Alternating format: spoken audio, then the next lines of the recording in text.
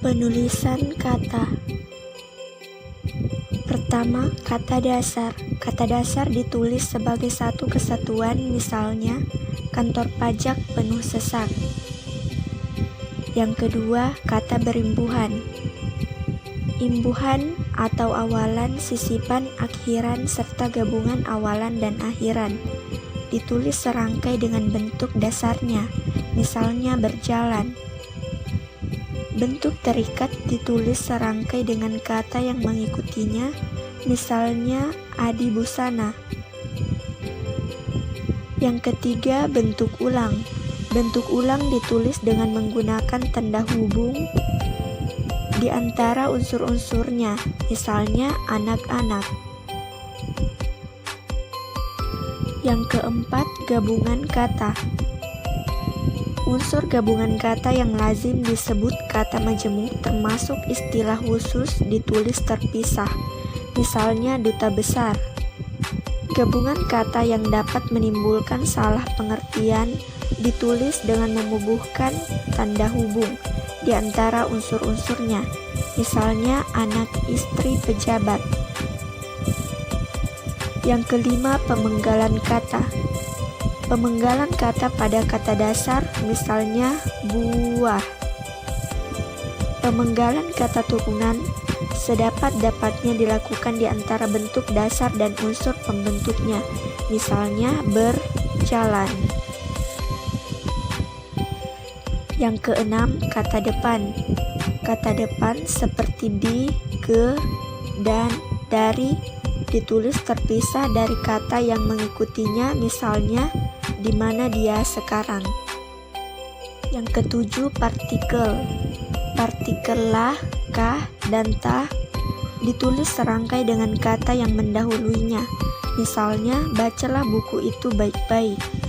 Partikel pun ditulis terpisah dari kata yang mendahuluinya, misalnya pa, pun. Masalahnya dia dapat mengatasinya dengan bijak. Partikel per yang berarti demi, tiap, atau mulai ditulis terpisah dari kata yang mengikutinya, misalnya mereka masuk ke dalam ruang rapat satu persatu. Yang kedelapan, singkatan dan akronim. Singkatan nama orang, gelar, sapaan, jabatan, atau pangkat diikuti dengan tanda titik pada setiap unsur singkatan itu, misalnya A.H. Nasution atau Abdul Haris Nasution.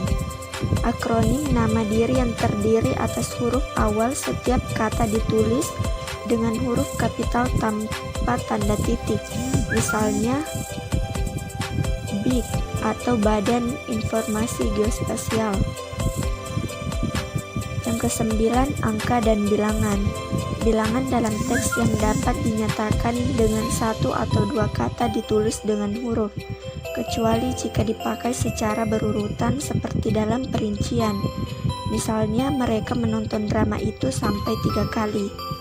Angka yang menunjukkan bilangan besar dapat ditulis sebagian dengan huruf supaya lebih mudah dibaca. Misalnya dia mendapatkan bantuan 250 juta rupiah untuk mengembangkan usahanya.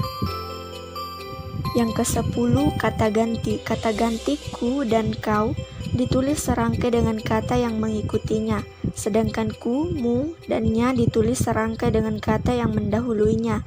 Misalnya rumah itu telah kujual. Yang ke-11, kata sandang. Kata si dan sang ditulis terpisah dari kata yang mengikutinya.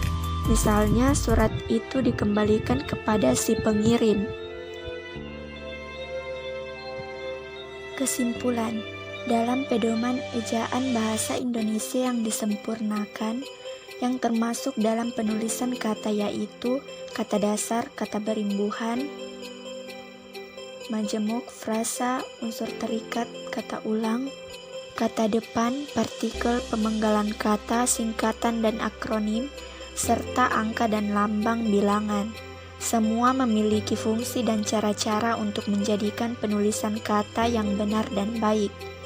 Untuk penulisan kata yang benar, kita dapat berpedoman kepada EYD atau ejaan yang disempurnakan dalam berbahasa Indonesia.